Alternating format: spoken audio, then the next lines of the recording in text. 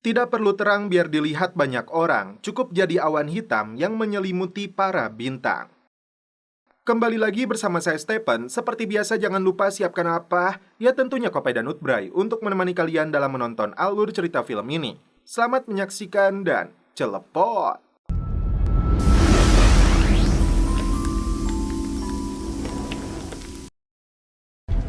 Alright, boys. 6 minutes. This is a sterilized op. See you fuckers on the beach!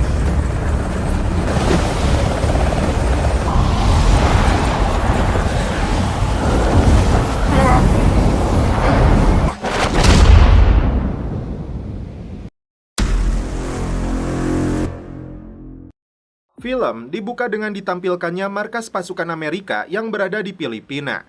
Dan inilah aktor utama dalam film ini yang bernama Sersan Kenny, anggota baru dari pasukan elit Amerika yang baru saja ditugaskan di markas ini. Tak berselang lama, datang komandannya yang bernama Sersan Kepala John Sugar. Singkat cerita, tim pasukan khusus diterbangkan menggunakan helikopter dalam misi membebaskan agen CIA yang ditangkap kelompok separatis Filipina. Menurut informasi yang tim dapatkan, agen CIA itu sedang mengumpulkan intel tentang pemasok senjata Rusia bernama Alexander Petrov, seorang mantan KGB. Selain Komandan John dan Kenny, ada anggota lain bernama Sersan Abel dan Sersan Bishop.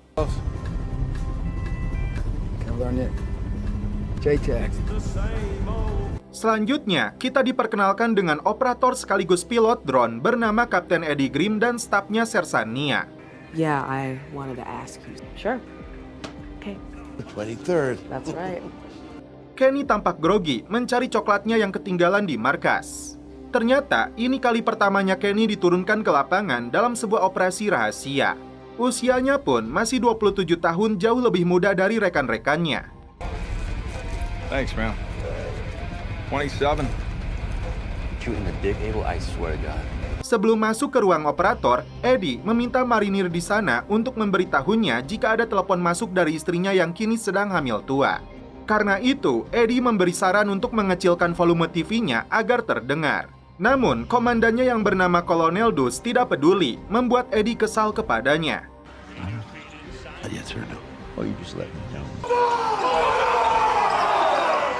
Mendekati titik penerjunan, tim pasukan khusus mulai mempersiapkan diri. Here we go. Got your weapon. In a situation and I'm shooting. We got big fucking In problems. the rain. Operators. We're about to head into a shitstorm. Keep up. Komandannya menyuruh Kenny untuk fokus dan ingat dengan latihannya. John mencabut atribut di seragam militer Kenny karena misi ini sangat rahasia. Setelah terjun, Kenny kesulitan untuk bernapas dan menarik parasutnya. Way fucking higher.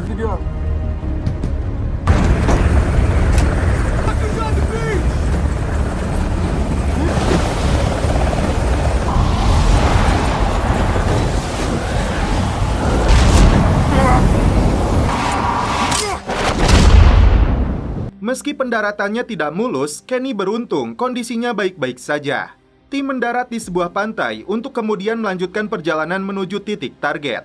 Sementara itu, di ruang operator, Kapten Eddie dan Sersan Nia mulai bekerja untuk membantu tim tersebut melalui penglihatan drone. Take your chair. Finished?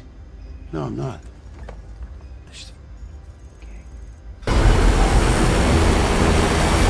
Setelah menyebutkan titik koordinatnya, markas bisa melihat keempat anggota pasukan elit ini dari udara. Drone yang diterbangkan membantu tim ini telah dilengkapi 2 Hellfire atau peluru kendali dan Blue 118 sebagai hulu ledaknya. Dari titik pendaratan, tim harus berjalan sejauh 8 km menuju zona target menembus hutan belantaranya wilayah Filipina.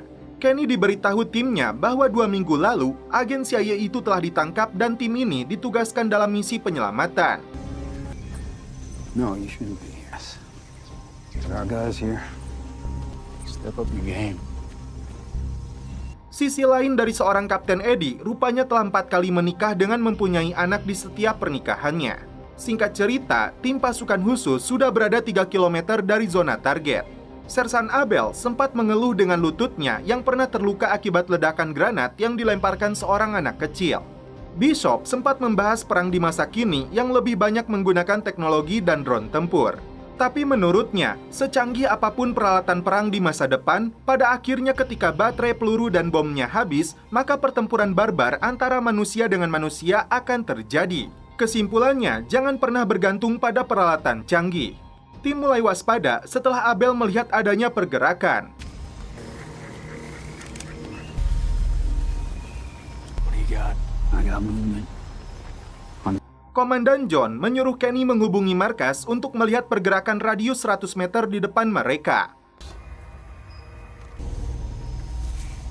Can you zoom in? Copy that. Tiba-tiba, penglihatan dari udaranya mengalami masalah. Kapten terpaksa menarik drone-nya kembali ke markas untuk dilakukan perbaikan terlebih dulu. Benar saja, seperti yang diucapkan Bishop, mereka tidak boleh menggantungkan sepenuhnya pada alat. It's on standby 30. I got nothing on. Same here. Namun ternyata, tim pasukan khusus diprank hanya seekor bagong yang sedang mencari makan. Hell's an oink-oink. And Wallen. Singkat cerita, tim sampai di zona target. Lokasi markas rahasia milik musuh yang dijaga sangat ketat oleh pasukan bersenjata di dekat bendungan Cirata. Scene number 4 on the lower part of the S. Let's push down.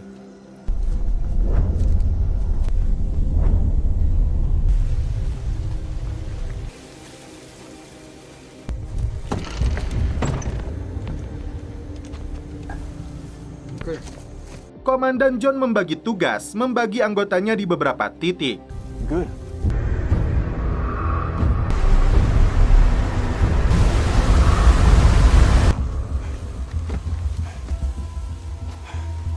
Dari atas bukit ini, tim melakukan pengintaian terlebih dulu. I want a head count on that compound. Kenny sempat memasukkan permen karetnya ke dalam lubang dan terdengar masuk jauh ke dalam. Mereka melihat seorang pria dengan wanita dan anaknya. Tim menduga pria ini adalah Viktor Petrov, mantan KGB yang kini menjadi pemasok senjata untuk kelompok separatis. Itu artinya agen CIA yang ditangkap berada di lokasi ini juga. Eddie kembali komplain kepada si kolonel dan anak buahnya karena tidak mengaktifkan nada dering telepon tersebut. Padahal Eddie khawatir jika tiba-tiba ada telepon darurat yang masuk dari istrinya. Tapi si kolonel kumis ini tidak meresponnya dengan serius. Tak berselang lama, tim melihat dua kendaraan yang membawa kelompok pemberontak datang ke lokasi ini.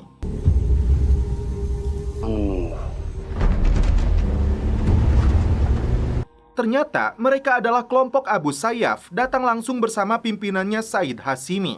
Tim yakin dia datang untuk membeli senjata dari Petrov. Sure he's here by guns. Over here. Sit tight. Let me work on a new game plan.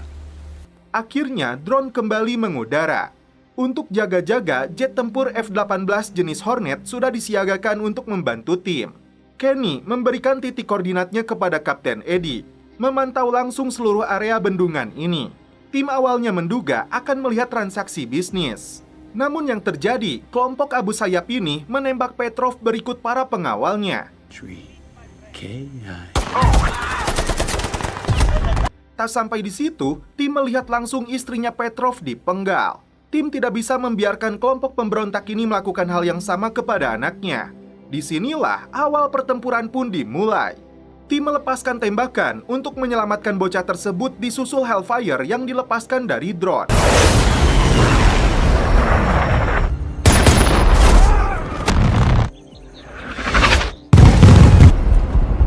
Anak itu berhasil selamat. Namun Kenny baru menyadari di bawahnya ada 3 musuh. Dalam hitungan detik, ketiganya tewas. Tapi ada granat yang meledak di dekatnya. You're taking center of Bishop, extreme.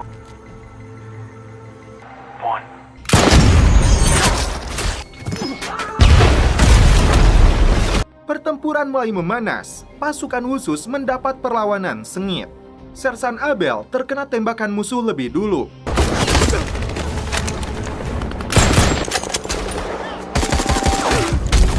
Kenny ditugaskan untuk membantunya. Di sisi lain, musuh dalam jumlah besar mulai berdatangan. Mereka melepaskan RPG. Kenny gagal menyelamatkan Abel dan akhirnya meninggal dunia. You're good, man. You're good. I got you. Man, where's the med kit? Oh, hey, well, no. Fuck. John menyuruh Kenny untuk kembali fokus karena dia sudah tewas. Musuh kembali melepaskan RPG. Focus, Sergeant. Get yourself together.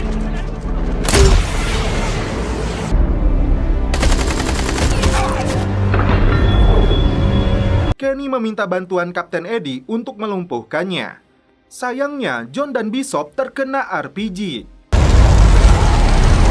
RPG, incoming!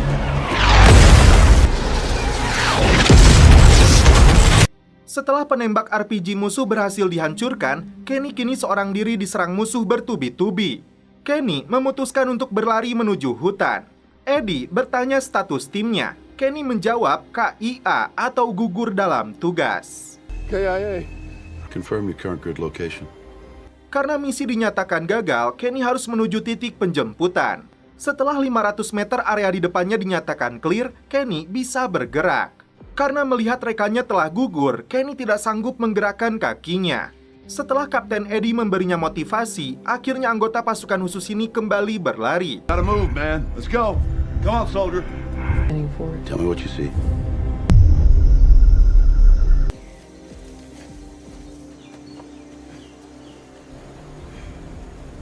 Reaper. Namun dari pantauan udara, terlihat konvoi pasukan musuh sedang bergerak untuk mengejarnya.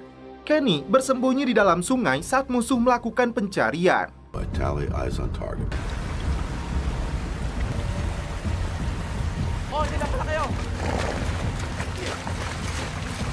Anjing pelacaknya musuh melihat keberadaan Kenny. Untungnya tidak disadari oleh anggota kelompok Abu Sayyaf.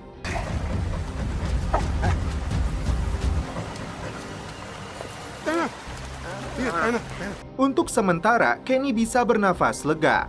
Kini, Kenny harus melanjutkan perjalanan menuju titik penjemputan yang berada di atas gunung sejauh 1,2 km lagi.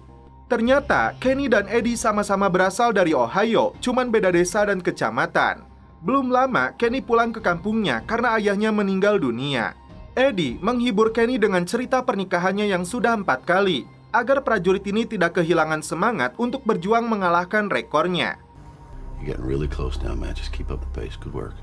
Tiba di zona pendaratan, Kenny memastikan terlebih dulu kondisinya aman untuk helikopter mendarat. Time to get the hell out of Dodge, Playboy. It's for the eyes, Reaper. Happy to do. CENTCOM, Raven Squadron, Eddie. 5, I have a visual. LZ is clear for action. Saat berlari menuju helikopter, tiba-tiba musuh melepaskan tembakan. Untung saja mengenai rompi anti pelurunya. Ekstraksi sulit dilakukan karena musuh melancarkan serangan. Beruntung, tembakan RPG-nya tidak mengenai helikopter. Terpaksa ekstraksi gagal dilakukan karena situasinya yang terlalu panas. Kenny kembali berjuang seorang diri untuk menghadapi musuh. Tak tinggal diam, Kapten Eddie kembali melepaskan peluru dari drone tempurnya. Ternyata ada musuh yang kembali berdatangan karena mereka melihat lampu isyarat malam yang digunakan Kenny.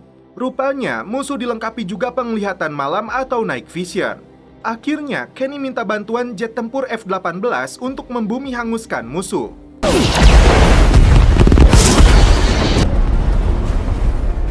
Tak cukup sekali, Kenny tidak masalah meski posisinya yang terlalu dekat. Yang penting musuh dibantai habis.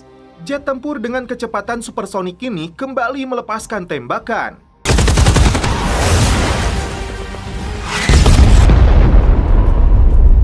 Playboy, I am Winchester.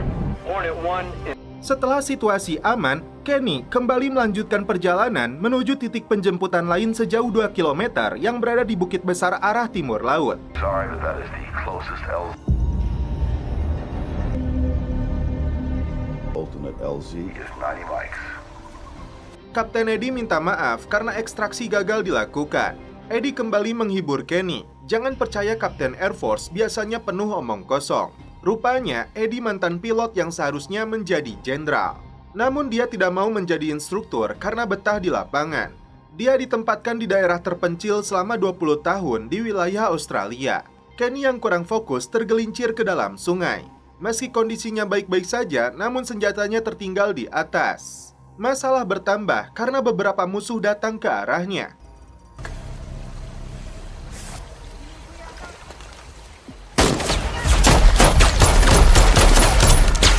Setelah terlibat baku tembak, Kenny kembali bergerak menyusuri sungai hingga terjebak di tepi air terjun. Tidak ada pilihan, anggota pasukan khusus ini melompat lalu bersembunyi di balik air terjun. Sialnya, musuh sudah bisa menebak dan berhasil menciduknya.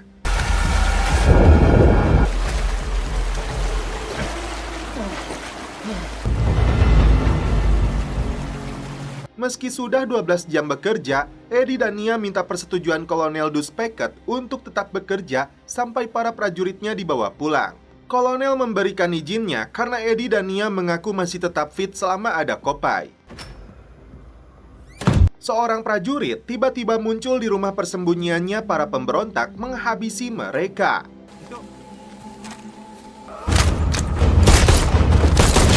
Ternyata itu adalah Sersan John yang selama ini mengawasi Kenny.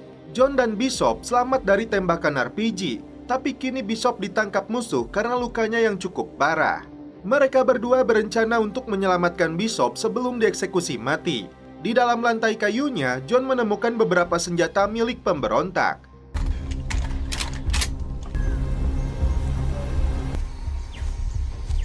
Tepat di atas pegunungan, Kenny merangkai botol untuk digunakan sebagai alat pemancar dalam menghubungi markas.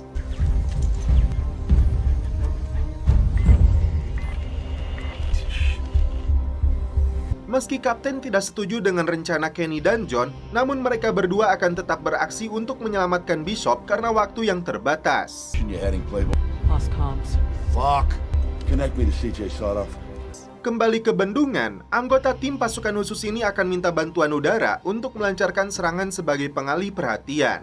Saat itulah kesempatan terbaik mereka untuk menyelamatkan Bishop. Karena mereka hanya berdua, tentu misi ini tidak akan mudah. Pintu masuk gua menurut Kenny target yang tepat untuk diledakkan. Mereka akan minta setidaknya 3 kali serangan udara. Dan yang terakhir dengan kekuatan penuh agar markas bawah tanah kelompok Abu Sayyaf ini rata dengan tanah. Kenny menyampaikan rencananya ini kepada Kapten Eddie yang didengar juga oleh Kolonel Dus. Serangan dilakukan dalam jeda 15 menit. Menekankan 2 serangan sebagai pengalih perhatian dan serangan terakhirnya untuk membumi hanguskan semua musuh yang ada di dalam gua. Koordinat penyerangan telah diberikan, tepat saat baterai radionya habis.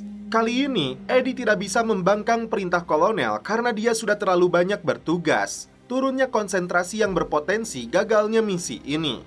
Tugasnya digantikan oleh operator lain yang kondisinya jauh lebih fit. Menjelang 15 menit pertama, John dan Kenny mulai beraksi, menerobos masuk ke dalam sarangnya musuh. Salah satu pemberontak yang sedang duduk santuy dihabisi.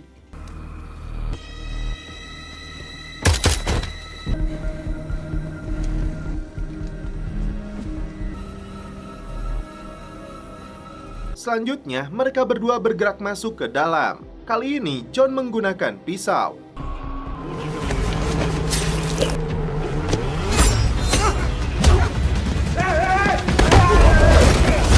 Tapi Kenny harus berhadapan dengan salah satunya yang bertubuh kekar. Mereka semua berhasil dihabisi.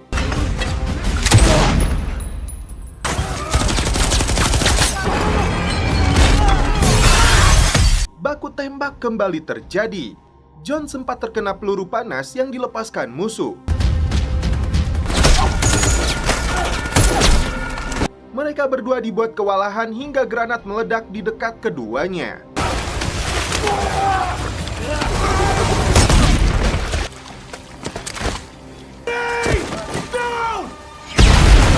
John dan Kenny yang sudah tidak berdaya dijebloskan ke dalam sel tahanan. Di sini, mereka melihat Bishop yang bernasib sama. 3 anggota pasukan elit Amerika ini dibuat tidak walang kaya. Kenny mengingatkan para pemberontak bahwa markas bawah tanah ini akan diledakkan. Karena itu, mereka semua harus segera keluar. Namun musuh tidak peduli dengan ucapannya. 2 menit lagi, operator drone tempur akan melancarkan serangan. Ternyata, kelompok pemberontak ini akan mengeksekusi mati John terlebih dulu di depan kamera. Tidak ada yang bisa dilakukan oleh Kenny melihat komandannya ini dieksekusi mati oleh pimpinan Abu Sayyaf. Dia berucap kepadanya, "Selamat datang di Guantanamo." Pulang dari markas, Kapten Eddie merasa tidak tenang karena memikirkan para prajurit itu yang belum jelas bagaimana nasibnya. Giliran Kenny yang diseret dan dipukuli. Apakah nasibnya akan sama dengan Sersan John? Dari mulai golok hingga palu telah dipersiapkan sebagai alat untuk menyiksa Kenny. Said Hashimi tidak peduli dengan perkataan Kenny bahwa tempat ini akan diledakkan. Palu pun melayang yang mengakibatkan salah satu giginya rontok. Kenny dipaksa memberitahu di mana anggota pasukan Amerika lainnya. Karena dia tahu jet tempur Amerika berada di atas mereka, pimpinan kelompok Abu Sayyaf ini mengira ada pasukan Amerika lainnya yang berkomunikasi dengan mereka. Kenny sudah mengatakan tidak ada prajurit lain, tapi tempat ini akan dihancurkan. Tidak peduli dengan ucapannya, Kenny ditenggelamkan ke dalam air. Sementara itu, Kapten Eddie berada di sebuah supermarket untuk belanja kebutuhan dapur. Akhirnya, drone melepaskan peluru kendali pertamanya. Akibatnya, para pemberontak yang hendak membunuh Kenny terlempar hingga mampus.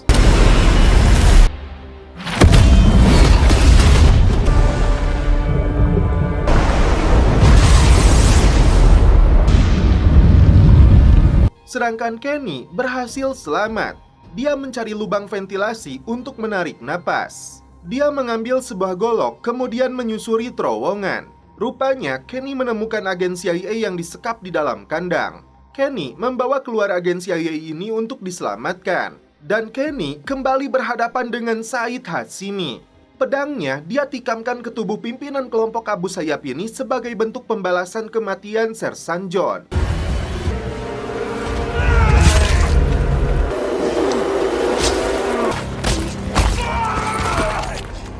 Kenny segera mengeluarkan Bishop dari dalam selnya tepat 5 menit lagi sebelum serangan udara dari jet tempur F-18 dilancarkan. Menggunakan radio yang dirampasnya, Kenny berupaya mencari sinyal untuk menghubungi markas. Panggilannya berhasil, tapi si kolonel dan anak buahnya ini malah sibuk nonton basket. Alhasil, informasi penting yang akan disampaikan Kenny gagal disampaikan. Yang ada malah memberi nomor ponselnya Kapten Eddie. Sementara itu, jet tempur F-18 sudah mengudara, bersiap untuk menghancur leburkan markas musuh. Eddie menolak panggilan yang tidak dikenalnya karena sibuk menerima telepon dari istrinya. Waktu tersisa 2 menit lagi sebelum serangan. Eddie baru sadar setelah mendengar voicemail yang dikirim Kenny agar membatalkan serangan terakhir.